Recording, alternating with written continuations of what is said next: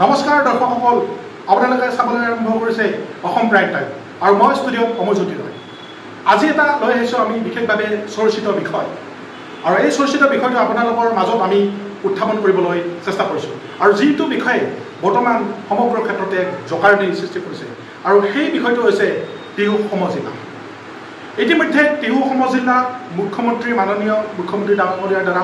ইতিমধ্যে ঘোষণা কৰা হৈছে, কিন্তু ঘোষণা কৰাৰ পিছতে এই যিটো সমজিলা, এই সমজিলা বিষয়টো এক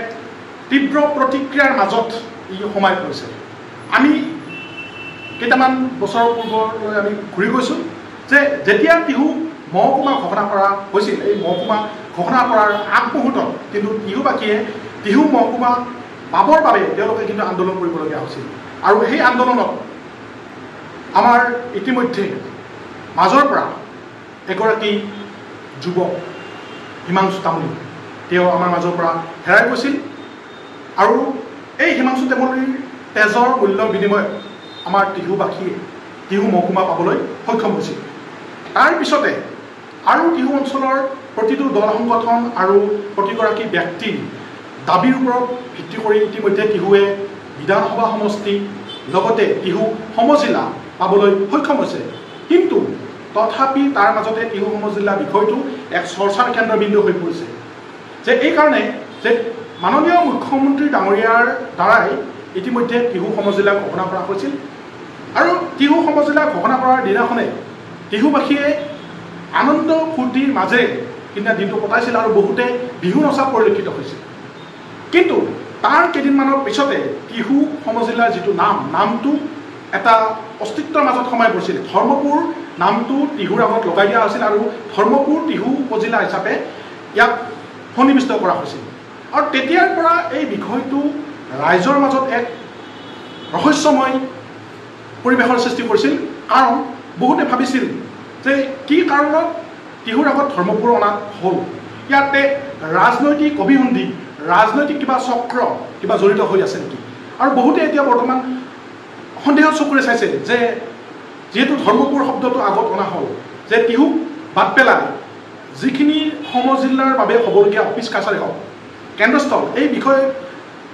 কেন্দ্ৰস্থলৰ বিষয়বস্তুখিনি এই চামতালৈ গমন কৰিব নেকি, এইটো এটা ৰহস্যৰ মাজত সোমাই পৰিছে। ইতিমধ্যে টিহুৰ কেইবাগৰাকীও বিশিষ্ট ব্যক্তি, কেইবাটাও দল সংগঠনে ইয়াৰ ওপৰত দাবী উত্থাপন কৰিছে যে টিহু সমজিলাৰ যিটো সদৰ এই টিহুত হ'ব লাগে। ইতিমধ্যে তেওঁলোকে বহুতে মুখ্যমন্ত্ৰী ডাঙৰীয়াক লগ কৰিছে, লগতে আমাৰ চন্দ্ৰমোহন পাটোৱাৰী ডাঙৰীয়াকো তেওঁলোকে লগ কৰিছে, স্মাৰক পত্ৰ প্ৰদান কৰিছে। ইতিমধ্যে কেইবালানিও আলোচনা প্ৰক্ৰিয়া ইতিমধ্যে হৈ গৈছে, কিন্তু তাৰ মাজতো আমাৰ টিহুবাসীয়ে সেই যিটো সুউত্তৰ, সেই সুউত্তৰটো পাবলৈ সক্ষম হোৱা নাই। ইতিমধ্যে কেইবালানিও আলোচনা চক্ৰৰ মাজত চন্দ্ৰমোহন পাটোৱাৰী ডাঙৰীয়াও এই কথাটো উল্লেখ কৰিছে, যিহেতু আগন্তুক বিধানসভা নিৰ্বাচন আহি আছে, গতিকে বিধানসভা নিৰ্বাচনৰ আগত এই বিষয়টো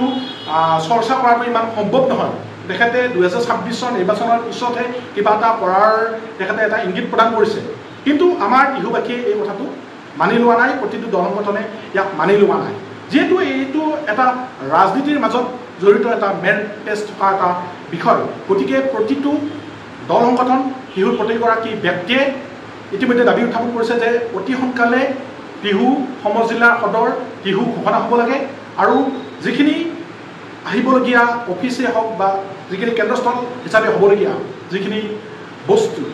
সেইখিনি আমাৰ টিহুত হ'ব লাগে আৰু প্ৰতিগৰাকী ব্যক্তিয়ে ইতিমধ্যে ইয়াক লৈ বিভিন্ন ধৰণৰ মতামত তেওঁলোকে আগবঢ়া দেখা গৈছে, কিন্তু তাৰ মাজতে ইতিমধ্যে এইটো এনেদৰে ৰাজনীতিৰ মেৰ পেচত সোমোৱা দেখা গৈছে। প্ৰতিগৰাকী ব্যক্তিয়ে দাবী উত্থাপন কৰিছে, প্ৰতিটো দলে অৰ্থাৎ আমাৰ অৰাজনৈতিক দলে দাবীটো উত্থাপন কৰিছে, কিন্তু সদুত্তৰ পাবলৈ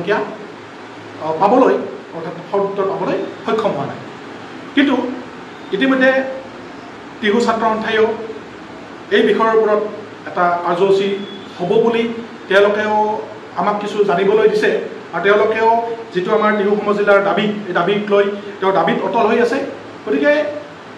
আগন্তুক পৰ্যায়ত এই যিটো টিহু সমজিলাৰ সদৰ দাবী, এই বিষয়বস্তুটো কোন পথলৈ গতি কৰে যে ৰাজনৈতিকভাৱে ইয়াৰ সমাধানটো হয়নে নাই সেইটোহে এটা উল্লেখনীয় বিষয় গতিকে আমিও এই বিষয়টো আমি ৰাইজৰ মাজলৈ আগবঢ়াই দিছোঁ যে অনাগত দিনত টিহুৰ প্ৰতিটো দল সংগঠন বা ব্যক্তিসকলে যিজন বিশিষ্ট ব্যক্তিসকলে তেওঁলোকে কি ব্যৱস্থা গ্ৰহণ কৰে বা কেনেকুৱা পদক্ষেপ গ্ৰহণ কৰে সেইটোৱে লক্ষণীয় হ'ব ইতিমধ্যে আমি কিছু তথ্য অৰ্থাৎ টিহু সমজিলাৰ সদৰ হোৱাৰ বাবে কি পদক্ষেপ গ্ৰহণ কৰা হৈছে এই কিছু তথ্য আমি